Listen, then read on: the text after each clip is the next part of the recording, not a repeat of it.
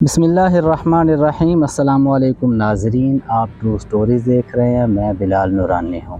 ناظرین، آج ہم آپ کو بتائیں گے کہ دریائے سندھ میں موجود خواجہ غلام فرید صاحب کو نواب صادق، جو کہ نواب آف بہاولپور تھے، ان کی طرف سے دیے گئے 2 بحری جہازوں کے بارے میں۔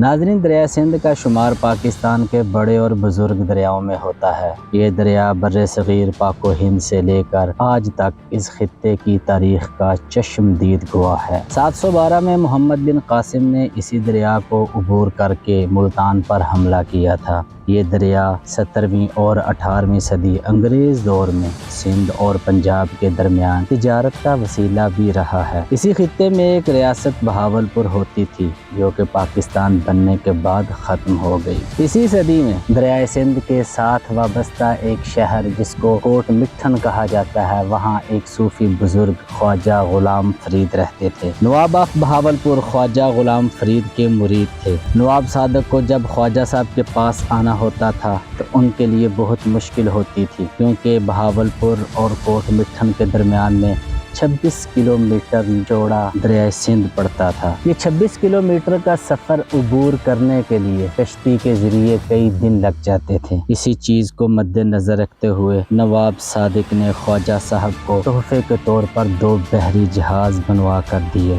کہا یہ جاتا ہے کہ یہ بحری جہاز 1885 میں نواب صادق نے خواجہ غلام فرید کو بطور تحفہ دیے تھے۔ یہ جہاز ریاست بہاولپور کے کاریگروں نے تیار کر کے دریائے سندھ میں لنگر انداز کیے۔ یہ جہاز لکڑی اور لوہے سے بنائے گئے ہیں۔ ان جہازوں میں ساگوان اور دیودار کی لکڑی کا استعمال کثرت سے کیا گیا۔ جہاز کو خوبصورت نقش و نگار اور آرائشی ڈیزائنوں سے مزین کیا گیا، جو کہ اس وقت کی کاریگری کا منہ بولتا ثبوت ہے۔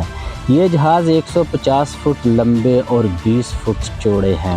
یہ جہاز بنیادی طور پر روحانیت کا خواجہ غلام فرید اور ان کے شاگردوں اور مریدوں کی مہمان نوازی کے طور پر استعمال ہوتے تھے۔ اس کے علاوہ ان جہازوں سے سفری معاملات، دریا کی سیر، کشتی کی سواری اور ماہی گیروں کے کام بھی کیے جاتے تھے۔ یہ 3 منزلہ بحری جہاز تھے۔ اس کے تہ خانے میں جہاز کا انجن اور دیگر عملہ موجود ہوتا تھا۔ کچن اور باتھ روم بھی نچلے حصے میں موجود تھے۔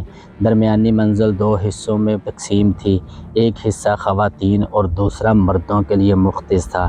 تیسری منزل پر کپتان اور اس کے مددگار موجود ہوتے تھے، جن کا کام جہاز کو چلانا ہوتا تھا۔ یہ بحری جہاز دریائے سندھ پر بنائے گئے بے نظیر پل کے ساتھ 1 کلومیٹر کے فاصلے پر موجود زمین میں دھنسے ہوئے ہیں۔ یہ جہاز آج سے 154 سال پہلے بنائے گئے تھے۔ ان کا ڈھانچہ آج بھی سلامت ہے۔ مضبوط لوہے کی چھتیں اور لکڑی کا فرش جگہ جگہ سے ٹوٹ پھوٹ کا شکار ہو چکا ہے۔ اگر حکومت اس کی مرمت کا کام کروا کے انہیں دوبارہ دریا کی سیر کے لیے چھوڑ دے تو لوگوں کو ایک تفریح بھی ملے گی اور حکومت کی آمدن میں اضافہ بھی ہوگا۔ یہ جہاز اب سیاحوں کی توجہ کا مرکز ہونے کے ساتھ ساتھ خواجہ صاحب کے مریدوں کے لیے ایک روحانی مقام کی حیثیت رکھتے ہیں۔ ان میں سے ایک جہاز کوئلے پہ چلتا تھا، جبکہ دوسرا جہاز ڈیزل پہ چلتا تھا۔ اگر جہازوں کو دیکھا جائے تو ایک کے اندر کوئلے والا انجن موجود ہے اور اس کے اوپر چمنیاں نظر آتی ہیں، جبکہ دوسرے جہاز کے نیچے تہ خانے میں جا کے دیکھا جائے تو وہ ڈیزل کا سارا نظام موجود ہے۔ اس کے اندر ایک کینٹین بھی بنائی گئی تھی۔ ایک جہاز پر یک وقت 400 لوگ سفر کرتے تھے۔ ان 400 لوگوں کے سفری ضروریات کو پورا کرنا اس جہاز کی ذمہ داری ہوتی تھی۔ ناظرین، یاد رکھیے گا کہ ٹائٹینک کا حادثہ 1915 میں ہوا تھا، جبکہ یہ جہاز ٹائٹینک سے بھی 25 سال بڑے ہیں۔